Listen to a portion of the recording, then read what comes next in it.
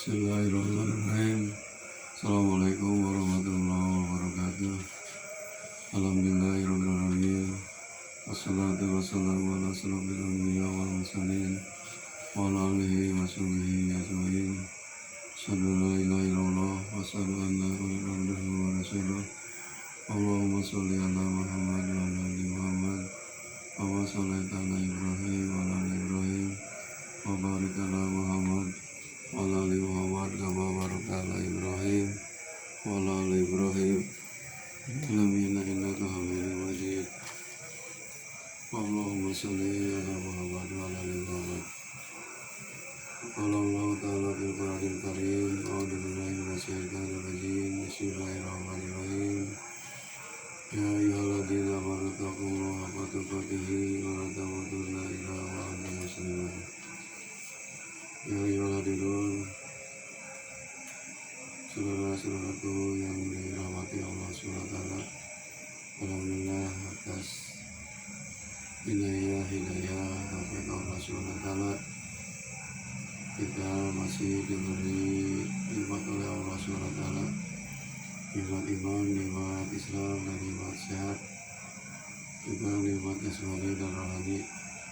Mudah-mudahan kita semua bisa mensyukuri segala macam nikmat yang telah diberikan oleh Allah Subhanahu wa Ta'ala kepada kita. Amin ya Allah ya Rabbi.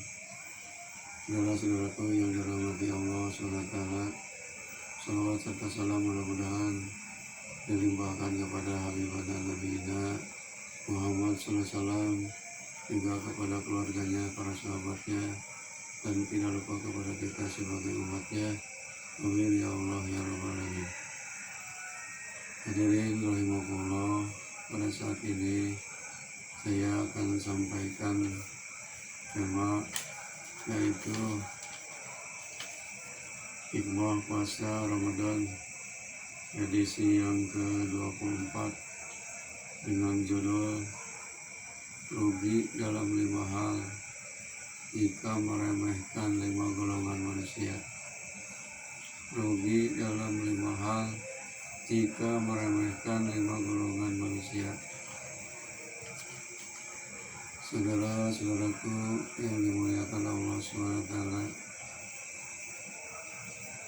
dari hadis Rasulullah SAW, beliau telah bersabda, Ruwiya anin Nabi SAW, man ahana hamsatan wasiru hamsatan. Barang siapa meremehkan 5 hal, maka ia rugi dalam 5 urusan agama. Manis tagopa bil ulama'i wasirodini. Yang pertama, barang siapa meremehkan atau membiarkan para ulama, maka ia rugi dalam urusan agama. Jadi kita bisa rugi dan celaka apabila kita membiarkan atau meremehkan, menganggap sepele kepada para ulama. Ulama tidak didengar nasihatnya, malahan ulama dicaci maki. Padahal ulama itu al ulama warasatul anbiya. Ulama itu adalah pewaris para nabi. Siapa ulama itu?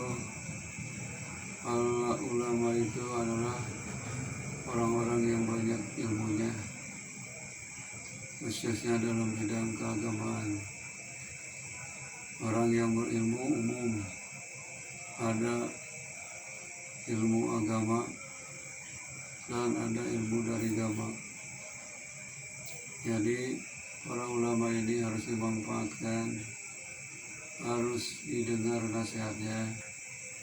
Pasti yang keluar dari ucapan para ulama adalah nasihat-nasihat yang mengandung keberkahan, yang mengandung pelajaran bagi kita. Kalau di suatu kampung atau di suatu negeri sudah membiarkan para ulama, meremehkan ulama, menghina ulama, maka rugi, celaka. Nanti di suatu negeri atau suatu kampung ulamanya tidak dimanfaatkan, pasti hidup di masyarakat akan bodoh. Sesuatu pelaksanaannya ibadah tanpa ilmu, sedangkan ilmu itu disebarluaskan oleh para ulama dan kiai. Jadi jelas ulama ini sangat bermanfaat sekali. Malahan ada hadis Rasulullah SAW, "Iwamud dunia, dunia ini akan berdiri tegak apabila ditopang dengan 4 pilar. Yang pertama adalah ilmu ulama, ditopang dengan ilmunya para ulama, para cendekiawan, ilmuwan. Negara atau suatu kampung kalau diisi dengan orang-orang bodoh yang tidak berilmu, pasti dunia ini akan hancur. Makanya hormatilah, dengarkanlah, patuhilah para ulama yang memberi nasihat kepada kita. Pasti ulama itu mengajaknya bukan berdasarkan emosi, tapi berdasarkan Al-Quranul Karim dan berdasarkan Al-Hadis Rasulullah SAW. Itulah kerugian pertama apabila kita meremehkan para ulama. Yang kedua, kata Rasul, akan rugi dan celaka apabila kita membiarkan wa man istahaffa bil umara'i wasirud dunya. Barang siapa meremehkan, membiarkan, tidak patuh terhadap perintah umaro yang berkuasa atau pemerintahan, tentu ia rugi dalam urusan dunia. Jadi kita ini di samping kita harus taat patuh dan meremehkan ulama, juga kita tidak boleh meremehkan pemerintahan. Sebab di dalam Quran sudah disebutkan, ya ayyuhalladzina amanu, wahai orang yang beriman, atiullaha, taatilah Allah, wa atiur rasul, dan taatilah rasul, wa ulil amri minkum, dan ulil amri yaitu pemerintahan. Juga dalam hadis yang tadi berhubungan tegak dan berdirinya suatu negara atau suatu negeri, pertama dengan ilmunya para ulama, yang kedua adalah wal umaro adilun, para umaro yang adil, bijaksana. Umaro di sini pemimpin, penguasa, baik penguasa dari tingkat bawah sampai penguasa tingkat tinggi, harus adil dan bijaksana, yaitu harus berjuang membela masyarakat, menciptakan masyarakat yang adil dan makmur, menciptakan masyarakat yang cukup sandang dan pangan dan papan. Insya Allah kalau kita selalu patuh terhadap pemerintah, maka kita tidak akan rugi. Tapi sebaliknya, kalau kita membiarkan, malah kita tidak ikut berkecimpung dalam pemerintahan, maka kita termasuk orang rugi. Sebab kita ini sebagai rakyat harus patuh kepada pemerintahan selama pemerintahan itu mengajak kepada amar ma'ruf nahi munkar. Ada hadis Rasulullah SAW yang lain, la ta'ata li makhluqin fi ma'siyatillah, janganlah kamu taat patuh kepada satu makhluk yang mengajak kepada maksiat kepada Allah. Itu harus ditolak meskipun pemerintahan, karena mengajak kepada dosa dan maksiat. Yang ketiganya, kita akan celaka dan rugi wa Waman istahobba bil jirani hasilul manafi'a. Barang siapa meremehkan terhadap tetangga, tentu ia rugi dalam urusan yang bermanfaat di masyarakat. Kalau kita membiarkan tetangga tidak peduli terhadap tetangga, maka kata Rasul, kita akan rugi dalam urusan yang bermanfaat di masyarakat. Pasti sebab manusia itu makhluk sosial, makhluk bermasyarakat, harus tetap akur, aman, sentosa dengan tetangga kita. Meskipun tetangga kita berbuat jelek kepada kita, kita harus tetap sabar. Sebab kata Rasulullah SAW di dalam hadis yang lain disebutkan,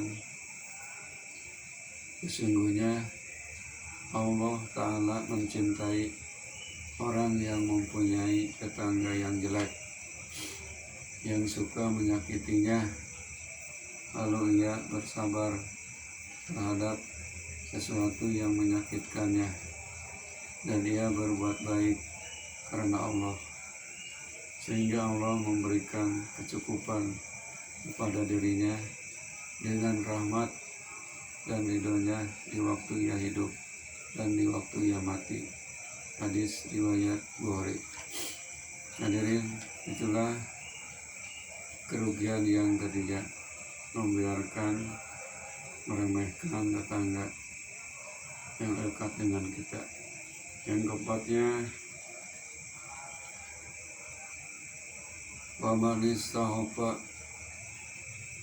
bi ahlihi pasirati bal ma'isah. Barang siapa meremehkan terhadap keluarga, tentu ia rugi dalam urusan kehidupan sehari-hari yang baik. Jadi kita samping dengan tetangga baik, juga dengan keluarga kita, khususnya keluarga senasab, seturunan, harus banyak bersilaturahim. Insya Allah kalau banyak bersilaturahim dengan saudara dan kerabat kita, pertama akan dipanjangkan umur oleh Allah SWT, kedua akan dimudahkan dari segala rezekinya. Amin ya Allah ya Rabbal Alamin. Yang kelima, barang siapa wamanis tahobba bi ahlihi asirati ya saling mawadah. Barang siapa meremehkan terhadap kaum kerabat, tentu ia rugi dalam urusan kasih sayang.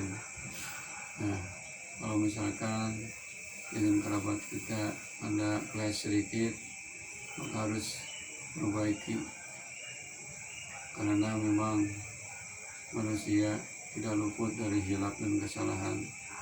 Tapi sebaik-baiknya orang yang berbuat hilaf dan salah memohon maaf. Itulah nasihat dari Rasul, bahwa kita tidak boleh meremehkan 5 golongan manusia. Yang pertama, kita tidak boleh membiarkan atau meremehkan ulama. Yang kedua, kita juga tidak boleh membiarkan meremehkan pemerintah. Yang ketiga, kita tidak boleh meremehkan terhadap tetangga. Yang keempatnya, kita tidak boleh meremehkan kaum kerabat. Yang kelimanya, kita tidak boleh meremehkan anggota keluarga kita. Mudah-mudahan satu hadis ini membawa keberkahan bagi kita. Kalau kita ingin selamat di dunia dan akhirat, maka amalkanlah hadis tadi. Insya Allah hidup kita akan rukun di dunia ini menuju alam akhirat dengan aman sentosa. Rabbana atina fid dunya hasanah wa fil akhirati hasanah wa qina adzabannar. Subhana rabbika rabbil izzati amma yasifun. Wassalamun alal mursalin. Walhamdulillahi rabbil alamin. Wabillahi taufiq wal hidayah. Wassalamualaikum warahmatullahi wabarakatuh.